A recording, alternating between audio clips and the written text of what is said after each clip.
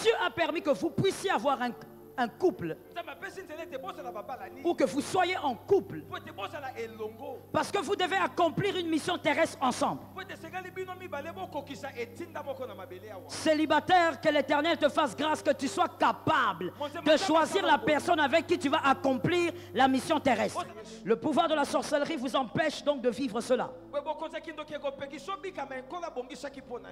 La vie d'Adam était une vie de l'éternelle gloire, l'éternel pouvoir. Mais le serpent, selon Genèse 3, 1 à 11, Genèse 3, 1 à 11, le serpent vient, il entre dans ce couple et il détruit le couple. Il détruit le pouvoir du couple. Il détruit la vie du couple.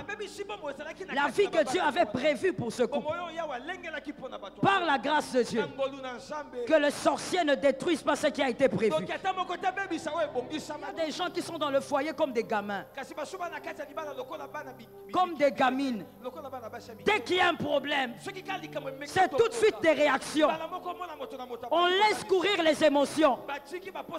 Le foyer, c'est pas comme ça. Tu ne feras pas 5 ans. Le foyer, même quand il y a des problèmes, on le gère avec la tête, pas avec les émotions. Votre mission terrestre en tant que couple bien-aimé, il y a des choses qui doivent dire aux gens c'est possible. Il y a des choses que vous ferez en couple quand les autres vont voir. Les autres diront, on ne savait pas que c'était possible. Il y a un couple qui doit amener d'autres à dire, c'est réellement possible. Que le diable soit dans le chaos, que le diable soit dans la honte. Il faut que tu accomplisses ta mission terrestre et que les autres disent, c'est possible en te regardant.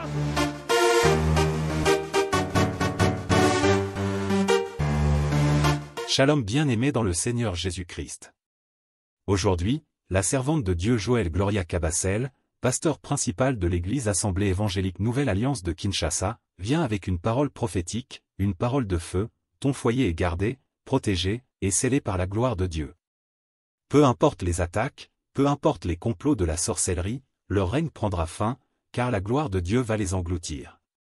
La Bible déclare dans Ésaïe 54 verset 17, « Aucune arme forgée contre toi ne réussira. » Ce verset est vivant pour toi, pour ton couple, pour ta maison. Les esprits de division, de trahison, de confusion qui rôdent autour de ton mariage n'auront aucun pouvoir. Je déclare, la lumière de Dieu va briller plus fort que leurs ténèbres.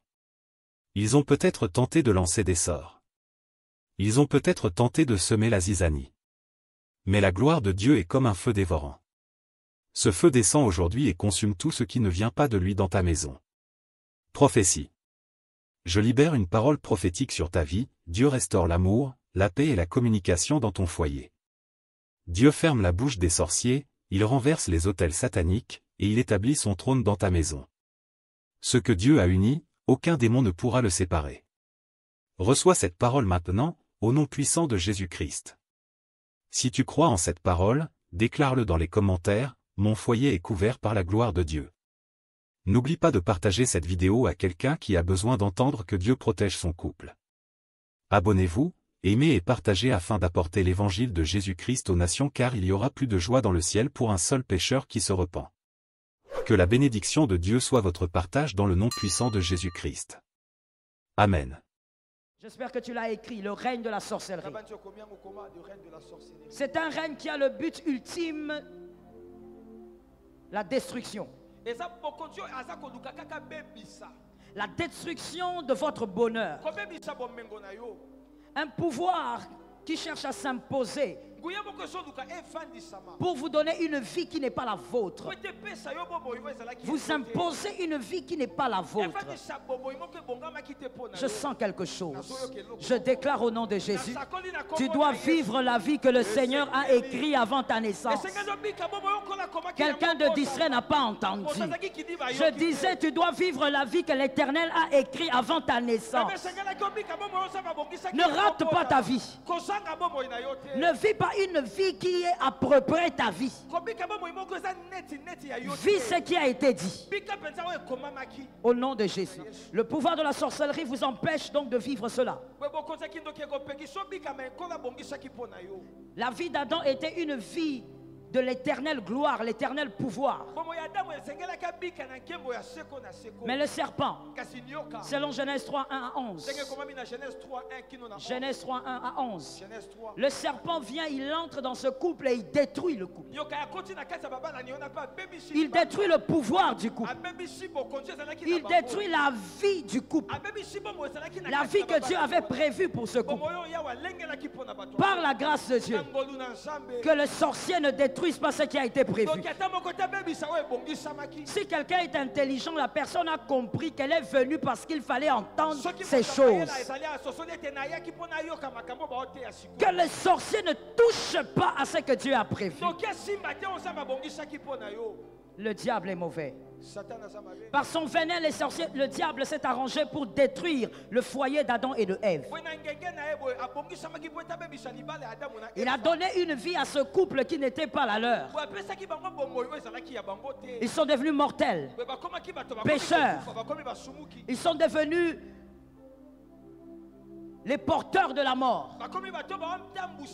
La mort qui n'était pas au milieu d'Adam et de Ève, la mort s'est invitée à cause du venin du serpent. Que la sorcellerie soit incapable de toucher à ton couple. J'ai toujours dit que les célibataires doivent toujours écouter ces choses avec une double attention. Parce que certains mariés qui m'écoutent ce soir, s'ils avaient écouté ça avant, ils ne seraient pas mariés. Ils n'allaient pas être mariés avec cette personne.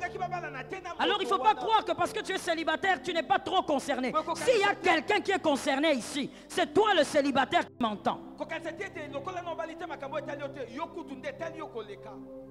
Lorsque le sorcier veut détruire votre couple, c'est pour plusieurs raisons. Parlons d'abord des raisons. Parce que tu dois savoir qu'un combat que tu ne comprends pas, tu ne peux pas le gagner. Pour vaincre une bataille, tu dois la comprendre. Des fois, j'entends des gens dire, mais pourquoi vous êtes obligé de dire aux gens, voici les origines et tout ceci. Écoute mon frère, pour certains cas, vous êtes obligé de connaître l'origine avant de la vaincre. Si vous n'arrivez pas à connaître certains cas à l'origine, vous ne pourrez pas vaincre. Pourquoi te combattre? Pourquoi le sorcier veut détruire ton couple? Pourquoi les sorciers t'ont ciblé toi? Premièrement, votre couple est porteur de plusieurs destinées. Répétez ça. Pas seulement votre destinée, mais votre couple est porteur de plusieurs destinées. Entre autres, la destinée de Manassé et d'Éphraïm. Pour celui qui lit la Bible, il a compris qu'il s'agit de ses propres enfants. Les sorciers, il y a des sorciers qui cherchent à détruire ton couple, pas parce qu'ils n'aiment pas votre tête, mais parce qu'ils veulent détruire la destinée d'Éphraïm.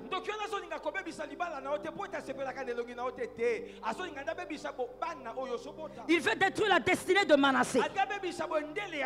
Il veut détruire la destinée de tous ces enfants que tu portes dans ton couple. Ça, c'est l'une des raisons.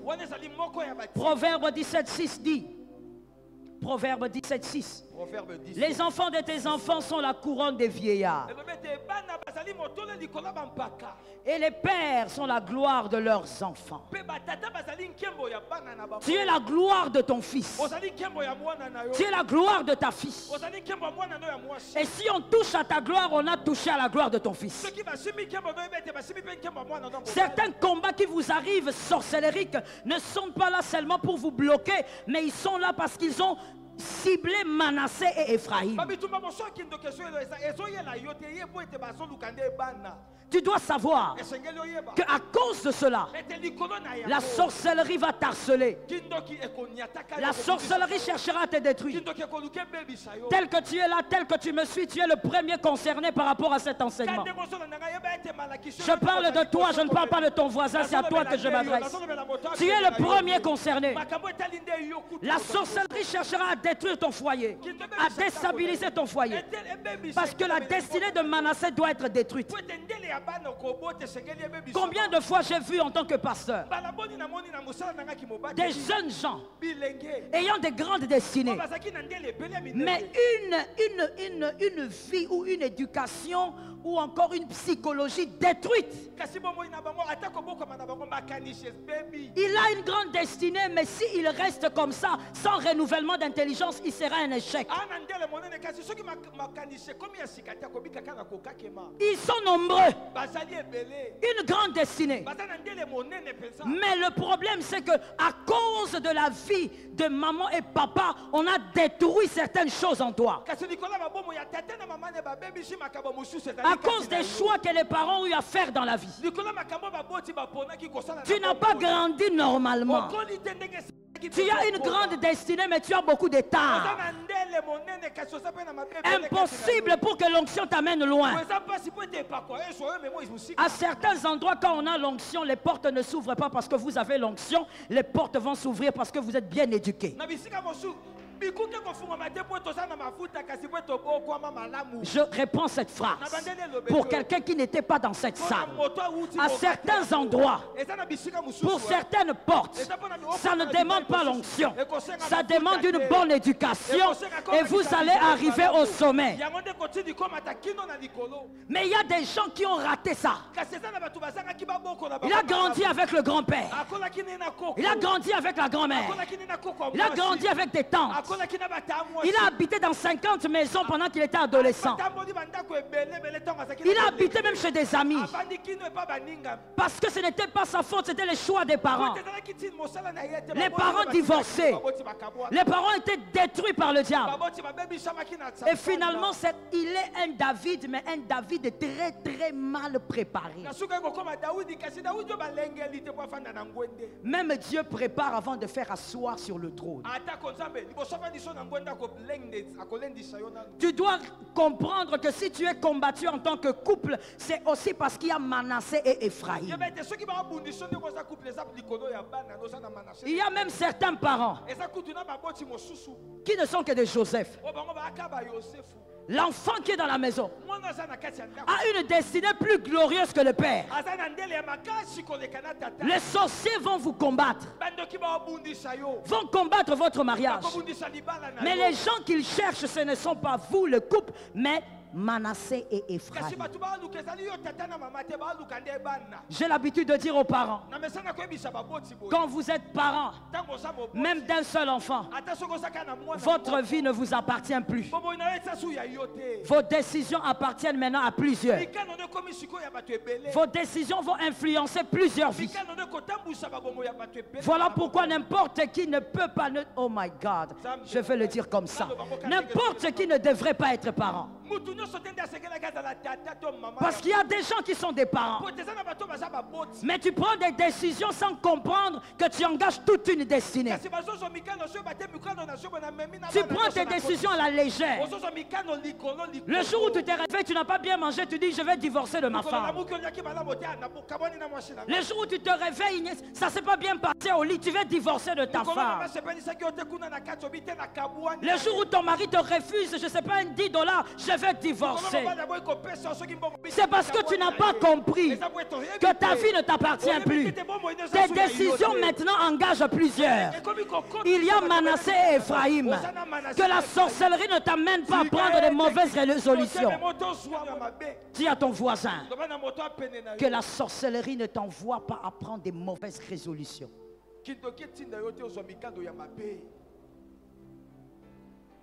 Est-ce que quelqu'un m'a entendu? Notez très bien. Même en rouge si vous voulez. Vous devez absolument comprendre les raisons du combat. Quand vous comprenez les raisons du combat, comme le premier point que je viens de vous donner, vous allez respecter votre vie. Vous allez comprendre que vous ne pouvez plus faire n'importe quoi. Répétez ça, c'est bien dit. Une fille de 12 ans peut. Une fille de 20 ans peut. Mais toi que tu es marié, tu as des choses que tu ne peux pas. Toi tu es parent, il y a des choses que tu ne peux plus faire. La liberté t'a été arrachée par les destinées que tu as engendrées. C'est leur présence, ta liberté a été arrachée. La responsabilité t'oblige donc à bien réfléchir avant d'agir. Dans le mariage, on ne vit pas seulement selon la vue, on vit aussi selon l'esprit. Tes yeux doivent voir, les yeux physiques, mais les yeux de l'esprit aussi doivent voir. Il y a des choses, quand ça se passe dans le foyer, tu dois comprendre que là, le sorcier veut nous détruire.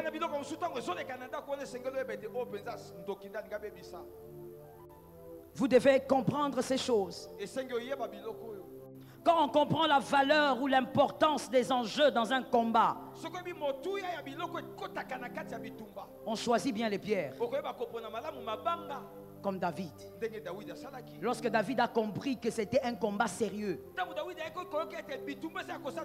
que les enjeux étaient sérieux, David est allé bien regarder les pierres. Il a bien choisi les pierres.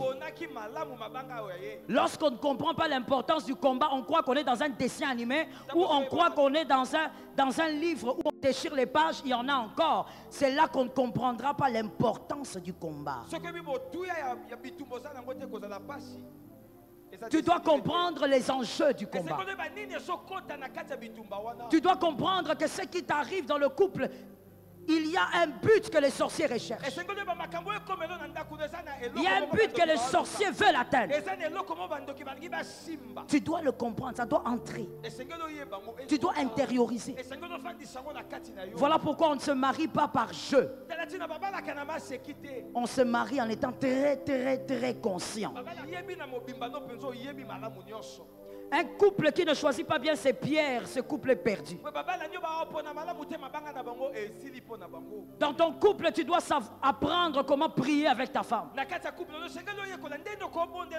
Apprendre à jeûner ensemble. À méditer la parole ensemble. Surtout quand tu es pasteur, il ne faut pas seulement venir nous prêcher ici. Il faut commencer par prêcher ta femme. Il faut commencer à faire des exhortations avec tes enfants. Il ne faut pas seulement venir nous dire ici recevez. Il faut aussi dire recevez à tes enfants. Les pasteurs généralement, ils disent recevez aux fidèles. Mais les enfants sont vides. Les enfants sont furieux, sont rebelles, se sont rebellés même contre le ministère. Si tu as été appelé, tu as aussi d'abord été appelé pour ta famille. Celui qui a dit Amen est intelligent. Le couple qui néglige le respect des principes spirituels n'a pas veillé sur les pierres.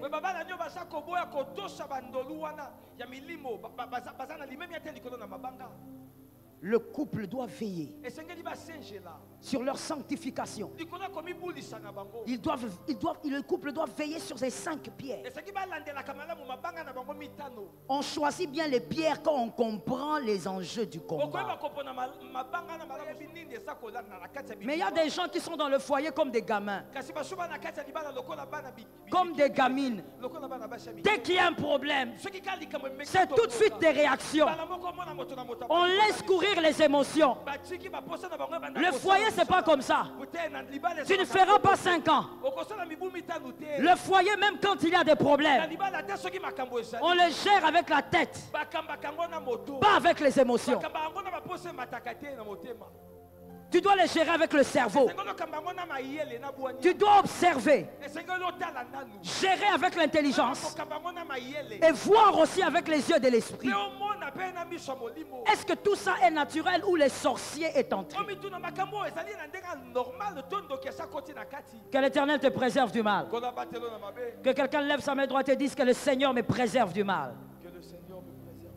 La deuxième raison pour laquelle les sorciers vont combattre ton foyer. Parce que votre paix vous permettra d'accomplir votre mission terrestre. Qui, elle, permettra à plusieurs de croire à l'impossible. Répétez ça.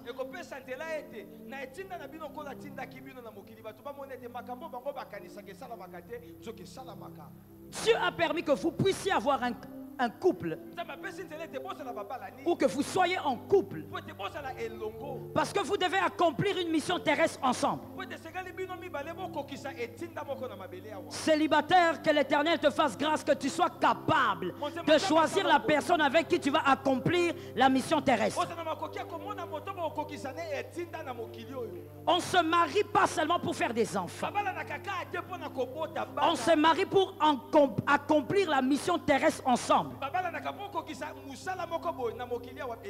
Parce qu'à travers votre mission, il y a d'autres couples, il y a d'autres célibataires qui pourront réaliser que c'est possible l'impossible. Les sorciers veulent vous empêcher d'accomplir votre mission terrestre pour tuer la foi de plusieurs. Dans Genèse 39:10, Genèse 39:10, la femme de Potiphar, elle est venue insister auprès de Joseph. Elle dit à Joseph, écoute, tu n'as pas le choix. Il faut absolument que tu couches avec moi. En fait, quel est le message subliminal que cette femme était en train de transmettre à Joseph? Le message qu'elle voulait transmettre à Joseph est celui-ci. Tu es étranger ici. Tu ne peux pas réussir sans moi. Si moi je te cloue, ta vie est finie. C'est ça le véritable message qu'elle essayait de transmettre à Joseph. Mais heureusement qu'elle avait devant elle un vaillant. Par la grâce de Dieu, qu'un couple ce soir soit un couple de vaillants. Pas un couple, je crois que je parlais à quelqu'un qui n'est pas venu. Que ça ne soit pas un couple de faiblards, mais un couple de vaillants. Des gens capables de voir l'impossible devenir possible. Joseph a démontré à cette femme, avec ou sans toi sur cette terre je réussis. Votre mission terrestre en tant que couple bien-aimé, il y a des choses qui doivent dire aux gens c'est possible. Il y a des choses que vous ferez en couple quand les autres vont voir. Les autres diront, on ne savait pas que c'était possible. Il y a un couple qui doit amener d'autres à dire, c'est réellement possible. Que le diable soit dans le chaos, que le diable soit dans la honte. Il faut que tu accomplisses ta mission terrestre et que les autres disent, c'est possible en te regardant. Que les hommes regardent et qu'ils disent, donc c'est possible d'être chrétien, d'aimer sa femme et de rester fidèle toute sa vie. Ça tombe sur un homme intelligent. Je croyais que les hommes allaient prendre, mais tellement que... Ah, laisse-moi parler. Tellement que tu es congolais, tu ne peux pas prendre ça. Pour toi, l'infidélité, c'est normal, quoi. Je dis qu'en accomplissant ta mission terrestre, il faut que certaines personnes regardent. Ils vous ont vu à 3 ans de mariage. Ils vous voient à 20 ans de mariage. Ils vous voient à 30 ans, à 40 ans, à 50 ans, 60 ans de mariage.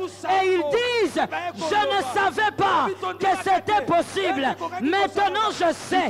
Maintenant je crois. Maintenant je suis convaincu que c'est possible.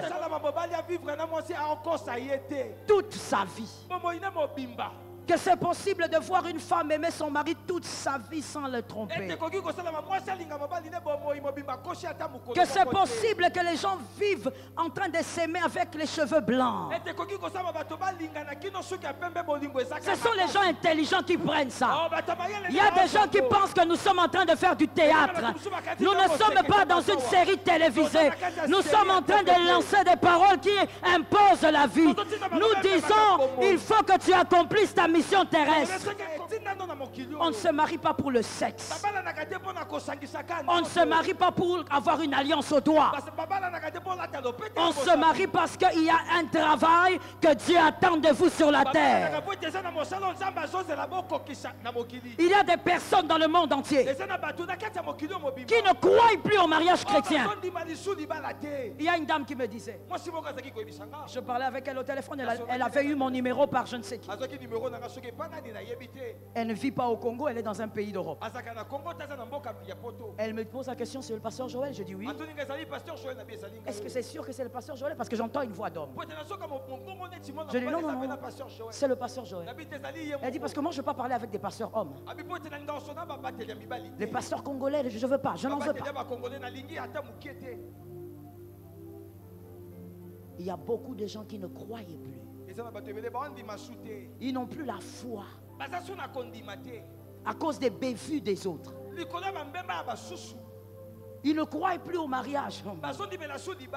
Je me rappellerai toujours de ce que mon fils héritier m'avait dit. C'était, je crois, à nos 10 ans de mariage. Il est venu à la maison et puis il m'a dit, maman, tu sais, quand nous sommes allés récupérer ton bouquet de fleurs, il y a une dame qui m'a regardé, qui m'a dit, oh, c'est pour qui ces fleurs? On dit, non, c'est pour mon pasteur. Aujourd'hui, il fête 10 ans de mariage. Alors la dame là qui dit à mon fils héritier, ah bon? Elle est bien, elle peut fêter, hein? Mais quelle garantie elle a que cet homme était fidèle? Les gens ne croient plus. Même si tu dis tu es vice-dieu, les gens ne croient pas. Même si tu dis que toi tu dors à côté de, je ne sais pas, Jésus de Nazareth, Père, les gens ne croient pas. Les gens ne croient plus au mariage chrétien. Une fois j'ai dit à une sœur, il faut que tu épouses un chrétien, un enfant de Dieu. Celle-là encore n'est pas ici au Congo. Elle réagit directement. Elle me dit pourquoi? Je dis mais parce que tu es chrétien. C'est pour avoir un foyer équilibré, pour adorer le même Dieu. Et elle réagit en me disant, elle dit oh maman laisse ça. Je sais que ça ce sont des choses que vous dites aux fidèles, mais maman il ne faut pas me dire ça. Moi j'ai vu des chrétiens ici en Europe, il n'y a pas de différence. Les gens ne croient pas. Le monde, le diable a aidé les hommes à ne plus croire au mariage chrétien. Quand tu dis à quelqu'un je suis chrétien, ça ne lui dit plus rien. Ce n'est pas une garantie de piété, de justice, de droiture. Est-ce que dans cette salle il y a quelqu'un qui comprend qu'il doit relever le défi? Est-ce que dans cette salle il y a quelqu'un qui comprend qu'il doit changer la donne? Que l'Éternel t'aide, que ton foyer, malgré les combats sorcellériques, tu sois capable de démontrer aux hommes que c'est possible. C'est possible d'être marié et de craindre Dieu. C'est possible d'être marié et d'aimer son mari, d'aimer sa femme, de respecter la droiture. C'est possible. Il faut que ta mission terrestre soit une fortification pour un autre. Il y a des gens qui m'ont dit une fois, il dit maman, même si on divorce ça fait rien. Nous on ne nous connaît pas. À part nos familles, ça fait quoi? Oh, détrompe-toi. Il y a des gens que tu ne connais pas, mais qui comptent sur toi, qui comptent sur la réussite de ton mariage. Ah, ça tombe sur toi, tu as cru en ça. Il y a des gens qui comptent sur toi. Il faut qu'en te regardant, quelqu'un dise, c'est vraiment possible. Joseph a réussi dans un pays étranger, c'est possible. Il est possible qu'en ce temps où l'homosexualité, la zoophilie et autres battent son plein, c'est possible d'être un foyer chrétien qui accomplit la volonté de Dieu. Ça tombe sur toi une fois, ça tombe sur toi deux fois, et ça tombe trois fois. Mets tes mains quelque part. Puissant d'Israël, je déclare en ton nom que tous les mariés qui sont là soient sécurisés par ton onction. Déverse ton onction dans les couples. Déverse ton onction dans les couples. Que ta grâce, Seigneur, abonde dans ces couples. Que le sorcier et ses stratégies, Seigneur, soient dans la confusion. Au nom puissant de Jésus, je mets l'huile sur la tête des couples qui sont là. Je mets l'onction sur la tête des couples qui sont là. Que l'onction de Dieu vous aide à aller plus loin. Que l'onction de Dieu brise le joug. Que l'onction de Dieu vous soutienne. Et que l'onction de Dieu vous rende puissant. Je prie pour les célibataires. Je déclare au nom de Jésus que l'homme sorcier ne soit pas sur ton chemin. La femme sorcière ne soit pas sur ton chemin. Je déclare que l'Éternel te donne un mariage de victoire. Un mariage de guerriers, un mariage de vaillants, un mariage de puissants. Servez Dieu ensemble, aimez Dieu ensemble, éduquez les enfants ensemble, bâtissez votre vie ensemble, agissez ensemble, accomplissez la mission terrestre ensemble.